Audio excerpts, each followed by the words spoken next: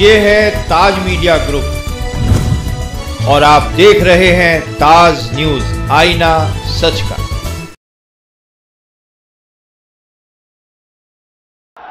Akhilesh Yadav, Anand Yadav, Akhilesh Yadav, Mukesh Srivastava, Akhilesh Yadav, Ramesh Gautam, Akhilesh Yadav, Bhagat Ram Mishra.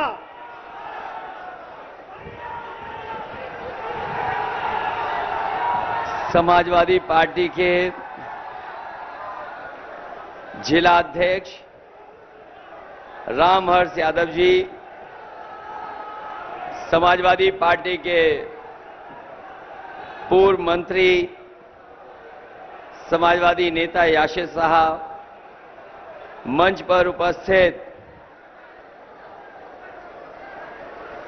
Samajwadi party के बहराइच से प्रत्याशी रमेश गौतम जी, कैसरगंज समाजवादी पार्टी के प्रत्याशी पंडित भगत राम मिश्रा जी, गोंडा से समाजवादी पार्टी की और इंडिया गठबंधन की प्रत्याशी श्रीमती श्रेय वर्मा जी, मंच पर उपस्थित विधायक श्रीमती मारिया शाह, आनंद यादव जी, पूर्व मंत्री योगेश प्रताप जी, मुकेश श्रीवास्तव जी, हाजी इमरान खान साहब, पूर्व मंत्री बंशीधर बौद्ध जी, राष्ट्रीय अध्यक्ष महिला सभा जूही सिंह जी, पूर्व विधायक वैद्यनाथ दुबे जी, पूर्व अध्यक्ष विधायक रामतेज यादव जी, शब्बीर वाल्मीकि जी, पूर्व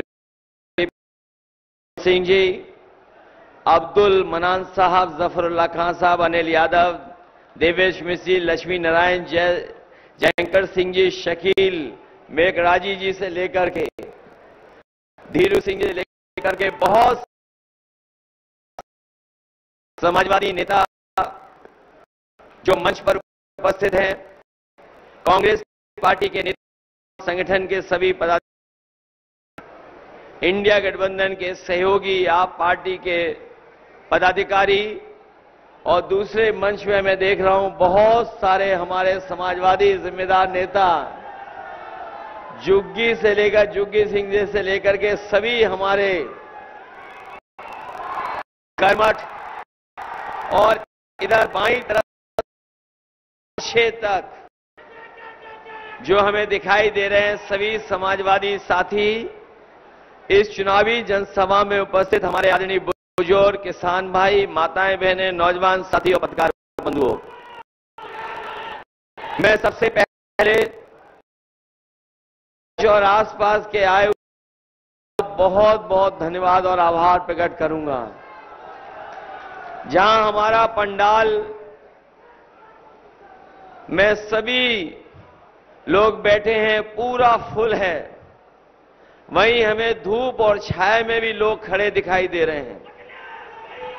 जहां छाया दिखाई दे रही है दूर, बिल्कुल बाउंड्री के पास, वहां भी हमें लोग बड़ी संख्या में दिखाई दे रहे हैं।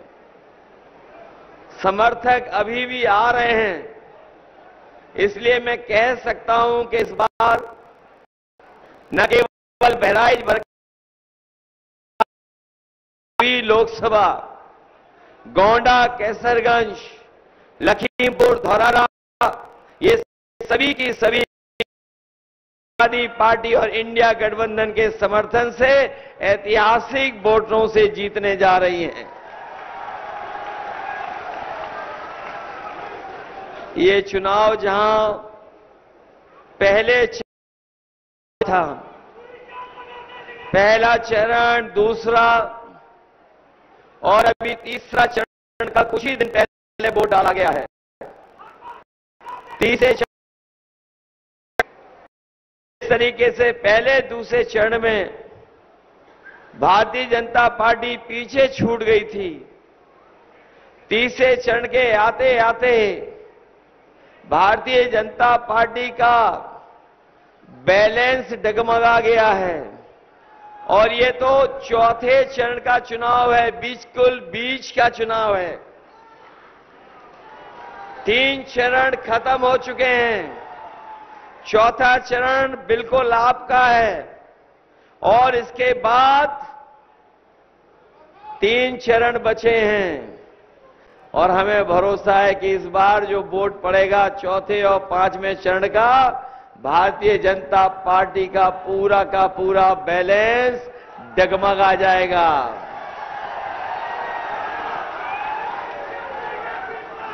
मैं देख रहा हूं कि जो लोग 400 पार का नारा दे रहे थे, 400 पार का जो लोग नारा दे रहे थे, आज जनता के बीच में उनके खिलाफ जो नाराजगी है और जिस तरीके से करोड़ों लोगों ने वोट डाल करके भारतीय जनता पार्टी को संदेश दिया है, वो जो 400 पार का नारा वो भूल चुके हैं। अब 400 पार नारा दे नहीं पा रहे, उनकी हिम्मत नहीं हो रही है कि वो 400 पार का नारा दे दें। वैसे तो ये सरकार बीजेपी अपने आप को डबल इंजन की सरकार बोलती है। जहां जाते हैं भारतीय जनता पार्टी के लोग उत्तर प्रदेश में, अक्सर हमने और आपने सुना होगा, वो ये कहते हैं कि डबल इंजन की सरकार है। अभी जब मैं पुलिस लाइन से और आपके बीच में आ रहा था तो मैंने बड़ी होर्डिंग देखी। वहां पर होर्डिंग पर जो लोग कहते थे डबल इंजन, उनका एक इंजन पहले से ही गायब है। और जो कह रहे हैं, जो शहर में बड़ी बड़ी होर्डिंग लगी होंगी उनमें पहले एक इंजन गायब हो चुका है। और जो अपने आप को कह रहे हैं कामगार और दमदार, जिस समय बहराइच, गोंडा और कैसरगंज के लोग वोट डालेंगे, वो भी होर्डिंग से गायब हो जाएंगे। जो डबल इंजन के दावे करने वाले लोग, उनके दोनों इंजन गायब हो जाएंगे। और जो होर्डिंग आपने देखी होंगी, जिस खटारा इंजन के लिए ये वोट मांगने आ रहे हैं, वो खटारा इंजन तो कहीं दिखाई नहीं दे रहा है। बताओ, कहीं होर्डिंग में वो खटारा इंजन दिखाई दे रहा है क्या? और दिखेगा भी कैसे?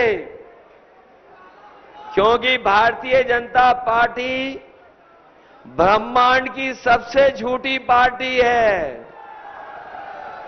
जो अपने आप को दावा कर रहे कि दुनिया में सबसे बड़ी पार्टी है।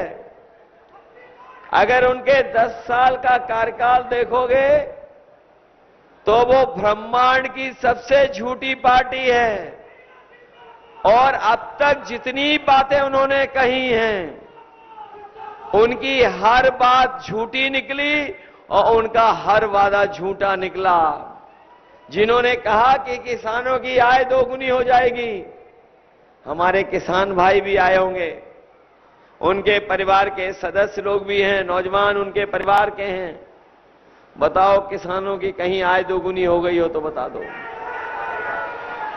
ना आय दोगुनी हुई, और महंगाई बढ़ा करके जो लागत बढ़ाई है, उससे हमारे किसान की आर्थिक स्थिति और खराब हो गई है।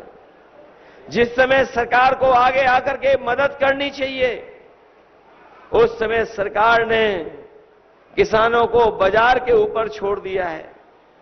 जो मुनाफा, जो लाभ उन्हें मिलना चाहिए था, सरकार नहीं दे रही है। हाल ही में जो फसल आपकी आई गेहूं की, अगर चाहती सरकार तो आपको ज्यादा कीमत दिलवा देती, आपको लाभकारी मूल्य दिला देती। लेकिन सरकार ने पूरा का पूरा आपको बाजार के भाव छोड़ दिया। ये सच है कि थोड़ा बहुत बाजार से लाभ मिल रहा है, लेकिन अगर सरकार चाहती तो शायद उससे ज्यादा मुनाफा हमारे किसानों को मिल जाता। जहां किसानों के साथ ये धोखा दे रहे हैं, वहीं हमारे किसान भाइयों को इन्होंने काले कानून लाकर के संकट में फंसा दिया था। मैं अपने किसानों को बधाई देना चाहता हूं कि एक एक किसान न केवल उत्तर प्रदेश बल्कि देश का इकट्ठा हो गया और दिल्ली जाकर के सरकार को घेर लिया। सालों साल बैठा रहा किसान, 1000 से ज्यादा किसान शहीद हो गया, लेकिन किसान नहीं हटा। किसान तब हटा वो दिल्ली से जब किसानों की मांग पूरी हो गई और तीनों काले कानून सरकार ने वापस ले लिए, तब किसान पीछे हटा।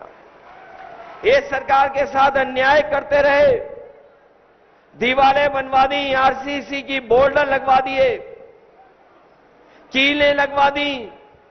अगर कोई ट्रैक्टर में जाकर के डीजल भरना चाहता था तो ये सरकार उसको डीजल नहीं भरती थी, क्योंकि ये दिल्ली ना चला जाए किसान। लेकिन मैं अपने किसानों को बधाई दूंगा कि इस आंदोलन को सफल बनाने के लिए हम अपने किसानों को आज ये भी भरोसा दिला रहे हैं कि जो आपकी लड़ाई रही है कि लाभकारी मूल्य आपको मिल जाए, कानूनी अधिकार एमएसपी का मिल जाए, हम आपको भरोसा दिला के जा रहे हैं। समाजवादी पार्टी और इंडिया गठबंधन ने तय किया है कि आने वाले समय में जब सरकार बनेगी तो हम अपने किसानों को लाभकारी मूल्य के साथ साथ उन्हें हम कानूनी अधिकार एमएसपी का दिलाने का काम करेंगे। न केवल एमएसपी का कानून अधिकार मिलेगा, इसके साथ साथ जिस तरीके से भारतीय जनता पार्टी ने बड़े बड़े उद्योगपतियों का कर्ज माफ किया, हमारे जागरूक लोग जानते होंगे, जब कर्ज माफ करने का फैसला भारतीय जनता पार्टी ने लिया तो उन्होंने नियम बनाया कि 5 करोड़ से ऊपर जिनका बैंकों का कर्ज है उनका कर्ज माफ हो जाएगा। ये बीजेपी के लोगों ने जानबूझ करके नियम बनाया, और नियम इसलिए बनाया कि वो किसानों का कर्ज माफ ना हो पाए। जो बड़े बड़े उद्योगपति थे जिनका 5 करोड़ से ऊपर बैंकों का कर्ज था, उनका 16 लाख करोड़ का कर्ज माफ कर दिया, 16 लाख करोड़ कर्ज माफ कर दिया। हमारा किसान जिसका केवल लाखों में कर्ज है, वो देखता रह गया, निराश हो गया। इस सरकार ने हमारे किसानों का, गरीबों का लाखों का कर्ज माफ नहीं किया। हम अपने किसान भाइयों को और गांव में रहने वाले अपने भाइयों को कह करके जा रहे हैं, इंडिया गठबंधन ने तय किया है और समाजवादी पार्टी ने कि आने वाले समय में दिल्ली में सरकार बनने जा रही है, हम अपने किसानों का भी उसी तरीके से कर्ज माफ करेंगे जिस तरीके से बड़े बड़े उद्योगपतियों का इन्होंने कर्ज माफ किया है। कर्ज माफ होगा। कर्ज माफी के साथ साथ हम अपने किसानों को खुशहाल बनाने के लिए अगर मंडी बनवानी होगी तो मंडी बनवाएंगे, बिजली सस्ती देनी होगी तो बिजली सस्ती का इंतजाम करेंगे, और अगर सिंचाई का पानी भी मुफ्त देना पड़ा तो अपने किसानों को सिंचाई के लिए भी पानी मुफ्त देने का काम होगा। जहां किसान इस सरकार के खिलाफ खड़ा है, वहीं हमारा नौजवान भी तैयार हो गया है। नौजवानों ने भी फैसला ले लिया है कि इस बार भारतीय जनता पार्टी की सरकार बचेगी नहीं, क्योंकि जितना धोखा किसानों को मिला है उससे कई गुना ज्यादा हमारे नौजवानों का भविष्य इन्होंने अंधकार में डाल दिया। ये जो नौजवान यहां पर होंगे जिन्होंने परीक्षा लिखने के लिए तैयारी की होगी, इस सरकार में जितनी भी परीक्षाएं हुई सबके पेपर लीक हो गए, कोई परीक्षा ऐसी नहीं पूरी हुई जिसमें पेपर लीक न हुआ हो। हमारे नौजवान जानते होंगे, कोई 1 नहीं, 2 नहीं, 3 नहीं, 4 नहीं, 10 से ज्यादा परीक्षाओं का पेपर लीक हुआ है। पेपर लीक होकर के हमारे नौजवानों का भविष्य अंधकार में डाल दिया। न केवल इनका पेपर लीक करके नौकरी छीन ली, वहीं ये जो अग्निवीर वाली व्यवस्था की है, इसको भी हम लोग कभी स्वीकार नहीं कर सकते हैं। जहां हम लोग नौजवानों को भरोसा दिला रहे हैं कि आने वाले समय में जो सरकारी नौकरियां हैं 30 लाख, वो तो दी जाएंगी, और जो अधूरी नौकरी है अग्निवीर की, इस अग्निवीर व्यवस्था को हमेशा हमेशा के लिए खत्म करने का काम करेंगे। ये अग्निवीर की व्यवस्था को हम लोग कभी स्वीकार नहीं कर सकते। ये आधी अधूरी नौकरी को हम स्वीकार नहीं कर सकते। और जिस तरीके से नौजवानों का भविष्य इन्होंने अंधकार में डाला है, अगर इसका हिसाब किताब लगाएं तो अभी तक 60 लाख ऐसे नौजवान हैं जिनको परीक्षा से दूर कर दिया गया, जिनकी नौकरी छूट गई परीक्षा के पेपर लीक होने से। 60 लाख ऐसे बच्चे हैं, नौजवान हैं, जिनका पेपर लीक होने से, पेपर रद्द होने से भविष्य अंधकार में चला गया।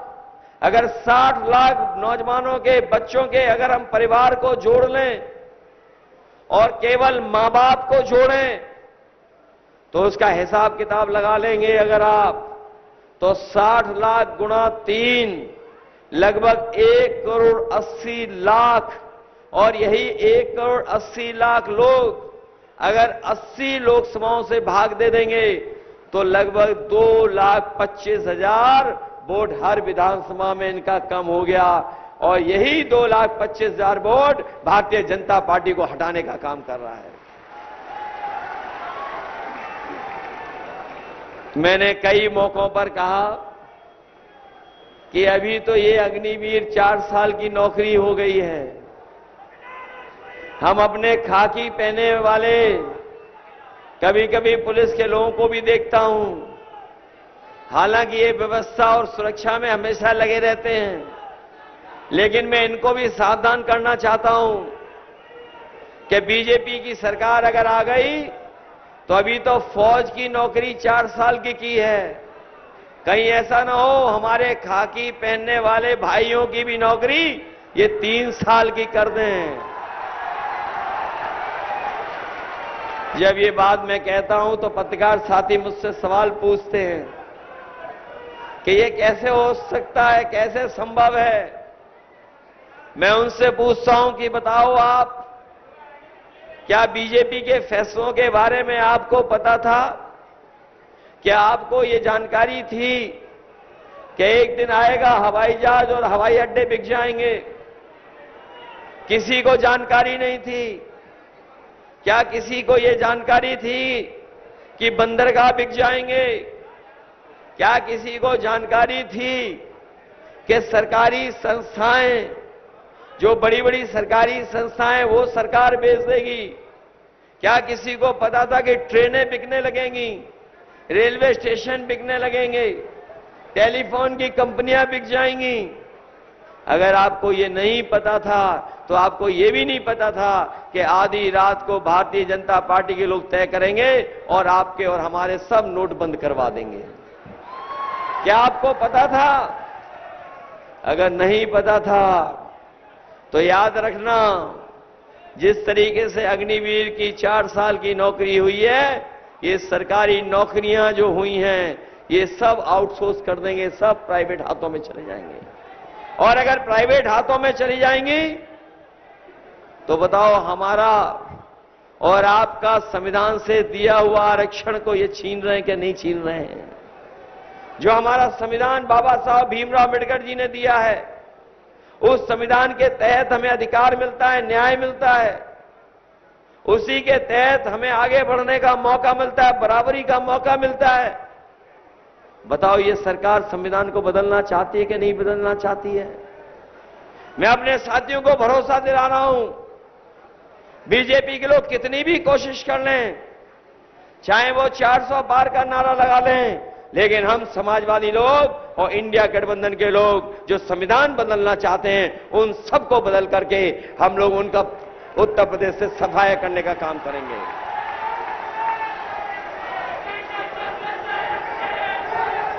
जहां ये संविधान पे हमला करने जा रहे हैं, वहीं बताओ महंगाई बढ़ा दी कि नहीं बढ़ा दी इन्होंने?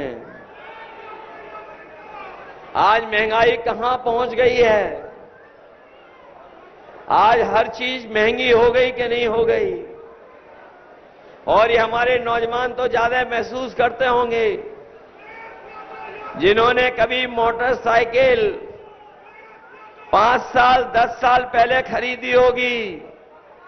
बताओ मोटरसाइकिल की कीमत क्या थी आज से 5 साल पहले? क्या कीमत थी 5 साल पहले? और आज कीमत क्या है बताओ? पहले से दुगनी हो गई कि नहीं हो गई? आपका डीजल पेट्रोल महंगा हो गया कि नहीं हो गया? आपकी हर जरूरत की चीज महंगी कर दी इन्होंने। केवल यही नहीं महंगा किया है, इन बीजेपी के लोगों ने किसानों की बोरी से चोरी भी शुरू कर दी है। बोरी से चोरी शुरू हो गई कि नहीं हो गई? और मैंने कई मौकों पर कहा, ये महंगाई और मुनाफा का जो खेल बीजेपी ने सीखा है, ये पार्ले जी बिस्किट से सीखा है। कभी आपने देखा पार्ले जी का बिस्किट पहले कितना बड़ा आता था? पहले इतना बड़ा आता था, और जैसे जैसे महंगाई बढ़ी और कंपनियों ने अपना मुनाफा कमाना कम नहीं किया, तो बताओ पैकेट कितना बड़ा हो गया?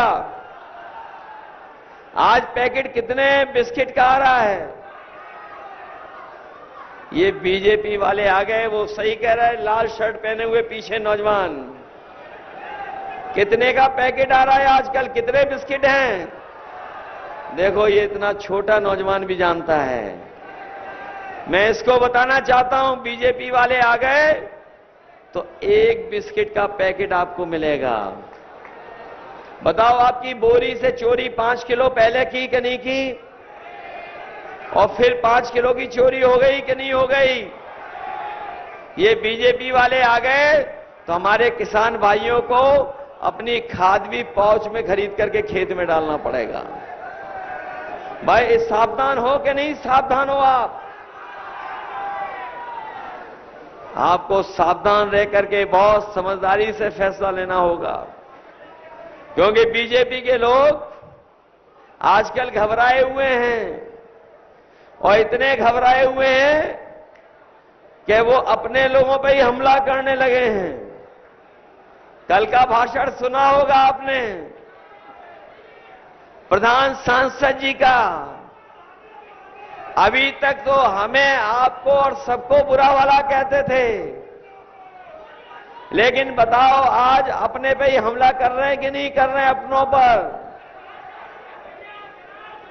एक दल है जो अपनों पे हमला कर रहा है, और दूसरा दल है जो अपनों को निकाल रहा है। बताओ दोनों दलों की मिली भगत है कि नहीं है? एक संविधान बचाने की अगर बात करेगा तो उसे पार्टी से निकाल दिया जाएगा, पार्टी के सभी पदों से उसको हटा दिया जाएगा। और दूसरा दल ऐसा है जो अपनों पे हमला कर रहा है, और ये अपनों पे हमला करने वालों की वो आपने सूची देखी होगी, इलेक्टोरल बॉन्ड वाली। इलेक्टोरल बॉन्ड में बताओ लंबी सूची देखी कि नहीं देखी है आपने?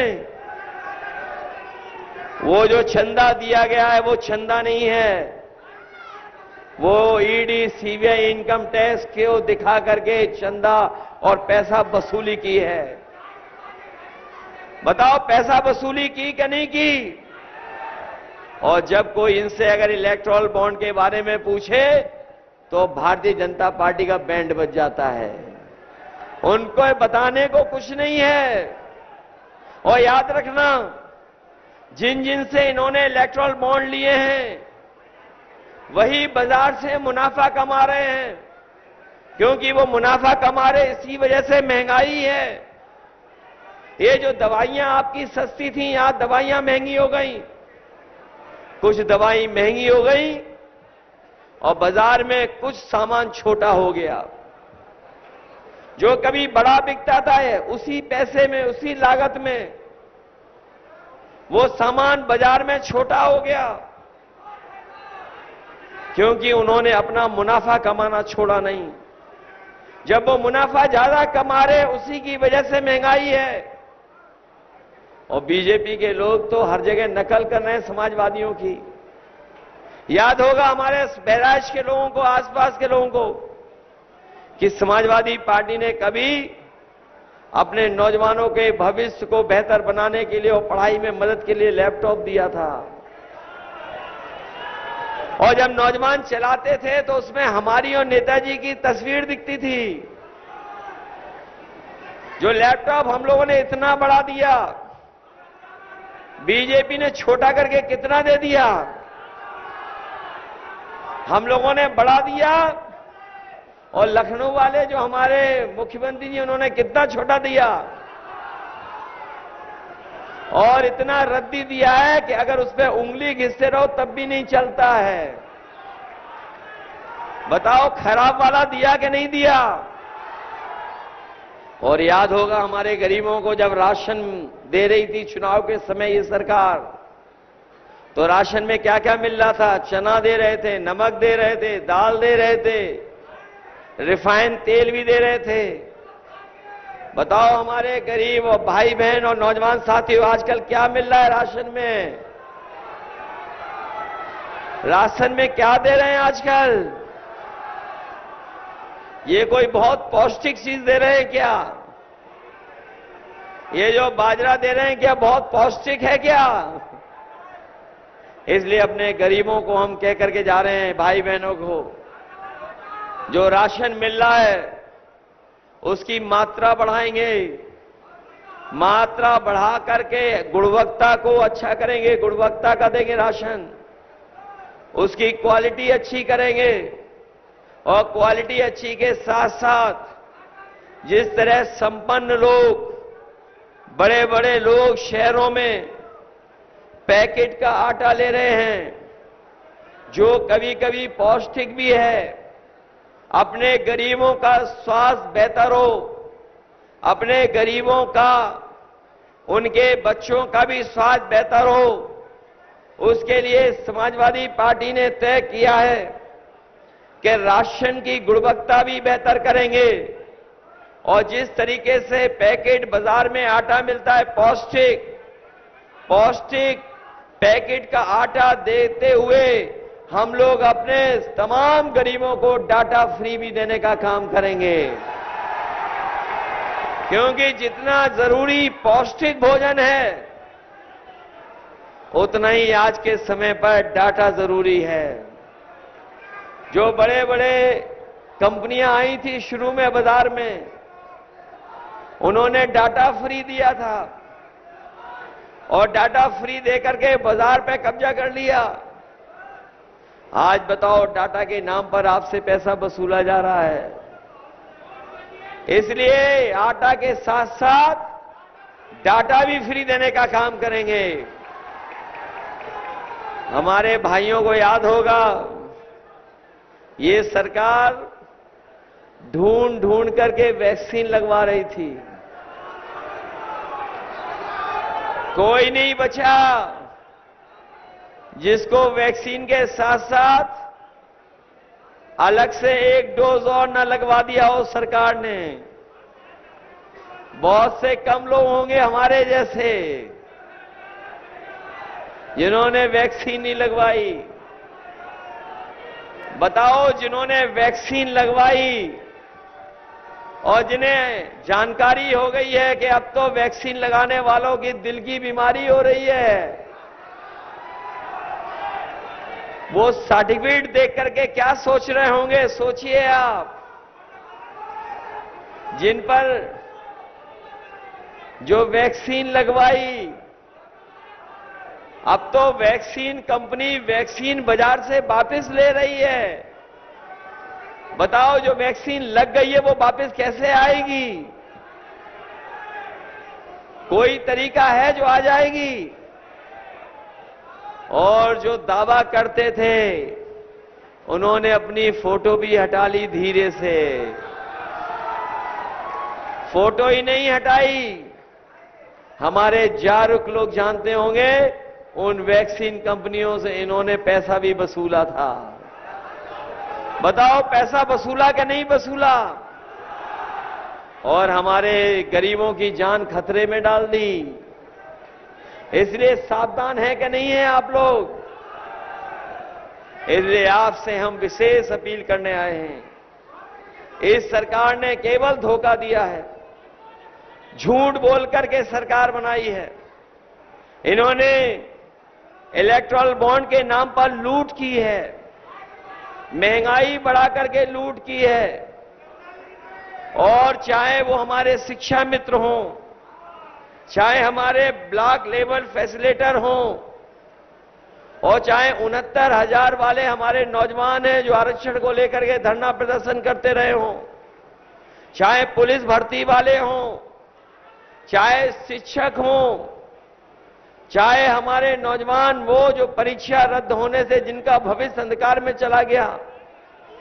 मैं अपने नौजवानों से कहना चाहता हूं, इन्होंने नौकरी नहीं आपसे छीनी है। 10 साल से मैं आपके 1/3 जीवन बर्बाद कर दिया और कोई जगह सुरक्षित नहीं है। न सड़कें सुरक्षित हैं खुले जानवर से, न खेत सुरक्षित हैं, और जंगल से भी जानवर आ रहे हैं और हमारे तमाम लोगों की जान जा चुकी है। मैं अपने इस तमाम लोगों को भरोसा दिला के जा रहा हूं कि जिस तरीके से समाजवादियों ने विकास करने का काम किया था, चाहे वो एम्बुलेंस देने का काम हुआ हो, चाहे पुलिस को 100 नंबर जो आज 112 है जो व्यवस्था दी हो, चाहे मेडिकल कॉलेज, ट्रॉमा सेंटर, सड़कें, पुल, ये तमाम विकास के काम समाजवादियों ने किए थे। जिन कामों को रोकने का काम अगर कोई कर रहा है तो भारतीय जनता पार्टी के लोग कर रहे हैं। मैं अपने तमाम साथियों को कहना चाहता हूं, बहुत सारी प्राइवेट संस्थाओं में भी गरीबों का पैसा उलझा हुआ है। हम लोग आपको भरोसा दिलाते हैं कि जहां किसी भी कंपनी में अगर पैसा फंसा होगा तो हम आपकी मदद करने का काम करेंगे। मदद करके आपके और आपके परिवारों का जो जमा पूंजी है उसको वापस दिलाने का काम करेंगे। इसलिए आप सबसे मैं निवेदन करने आया हूं, जहां समाजवादी पार्टी के प्रत्याशी रमेश गौतम जी हैं, पिछली बार तो आप थोड़े वोटों से चूक गए विधानसभाएं। बताओ याशिर बहुत कम वोटों से रह गए कि नहीं रह गए थे? अगर हमारे नौजवान और समाजवादी पार्टी के कार्यकर्ता बूथ पर अपना बूथ की रक्षा कर करके अगर वोट अच्छा पड़वा देते तो आज आपकी सरकार होती।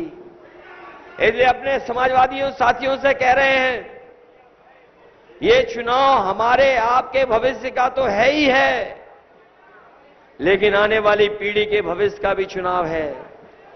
जहां एक बार कभी समुद्र मंथन हुआ था, ये संविधान मंथन का चुनाव है। एक तरफ वो लोग हैं जो संविधान को हटाना चाहते हैं, संविधान को बदलना चाहते हैं, दूसरी तरफ हम समाजवादी और इंडिया गठबंधन के लोग हैं जो संविधान को बचाना चाहते हैं, बाबा साहब भीमराव अम्बेडकर जी का संविधान को रक्षा करना चाहते हैं। इसलिए अपने बूथ पर बूथ रक्षक बन के काम करना पड़ेगा। इधर चुनाव आपने देखा होगा कि जहां समाजवादियों का ज्यादा वोट है वहां पर अलग तरीके से तैयारी कर रहे हैं। अभी तक तो ये होता था कि ज्यादा से ज्यादा लोग वोट डालने जाएं, उसके लिए इलेक्शन कमीशन और प्रशासन काम करता था।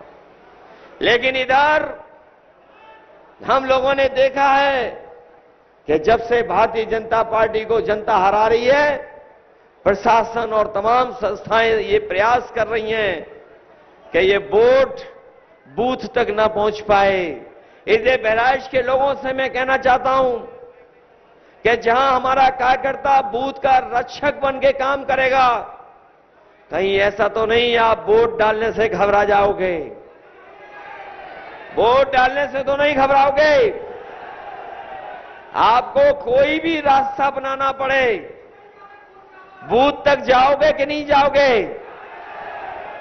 आपको बूथ तक पहुंच करके वोट डालना पड़ेगा, तभी ये भारतीय जनता पार्टी की सरकार उत्तर प्रदेश और देश से हटेगी। इसलिए हटाओगे, बीजेपी हटेगी तो नौकरी मिलेगी, बीजेपी हटेगी तो हमारा संविधान बचेगा, और संविधान बचेगा तो हमारा आपका सम्मान बचेगा। यही संविधान है जो हमें और आपको अधिकार दिलाता है। यही संविधान है जो हमारी संजीवनी है। इसलिए जहां आने वाली पीढ़ी के भविष्य का चुनाव है, वहीं ये संविधान बचाने का और आरक्षण बचाने का भी चुनाव है। हम तमाम अपने साथियों को कहना चाहते हैं जो समय समय पर मांग करते हैं कि हमें इस सूची में शामिल कर दिया जाए, हमें इधर शामिल कर दिया जाए।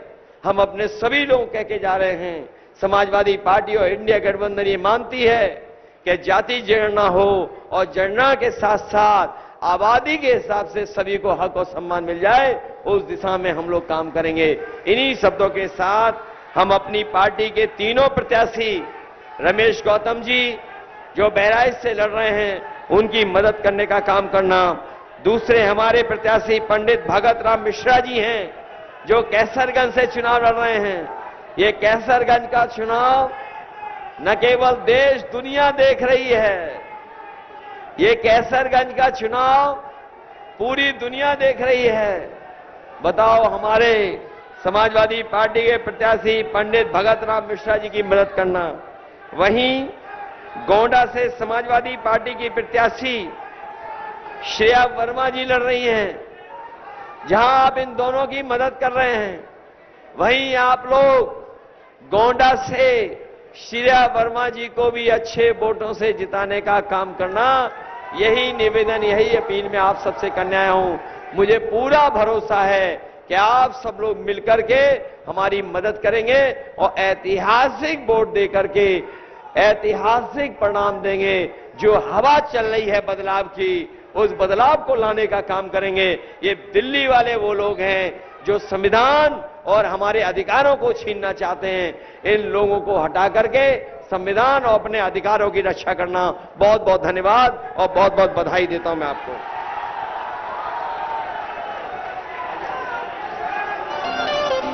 हाजिर हो सांसद जी, हाजिर हो सांसद जी, हाजिर हो। पिछले 5 साल का दे हिसाब, क्या दिया क्षेत्र को दे जवाब। बहुत हुए प्रचार के किस्से, क्या सच में आया जनता के हिस्से। सांसद जी आकर बदलाओ, नहीं तो वापस फिर ना आओ, नहीं तो वापस फिर ना आओ, नहीं तो वापस फिर ना आओ। हाजिर हो सांसद जी, हाजिर हो सांसद जी,